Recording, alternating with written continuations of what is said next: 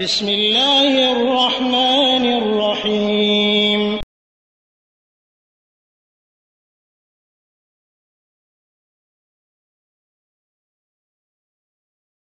আলাইকুম ওয়া রাহমাতুল্লাহি ওয়া বারাকাতুহু। আমাদের এক ভাই প্রশ্ন করেছেন, তিনি বলছেন যে আমি রাত্রিবেলায় পরিশ্রম করি, এই জন্য ফজরের টাইমে উঠতে পারি না। কেন পরিশ্রম করবেন?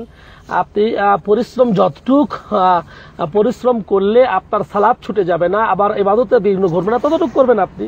এই জন্য নবী সাল্লাল্লাহু আলাইহি ওয়াসাল্লাম বলছেন, এশারের পরে কথা, অতিরিক্ত কথা বলা এবং এশারের আগে মাগরিবের পরে ঘুমিয়ে যাওয়া, এশার আগে ঘুমিয়ে যাওয়া, এশারের পরে কথাবার্তা মাকরুহ। এই জন্য আপনি তাড়াতাড়ি ঘুমিয়ে যাবেন, তাড়াতাড়ি ঘুমিয়ে যাওয়ার প্রতি চেষ্টা করবেন, যাতে করে আপনি ফজরের সালাত আদায় করতে পারেন। বিশেষ করে জামাতের সাথে আদায় করা কেউ কেউ কিন্তু ওয়াজিব বলেছেন, কেউ কেউ জামাতের সাথে সালাত আদায় করা কেউ কেউ ওয়াজিব বলেছেন।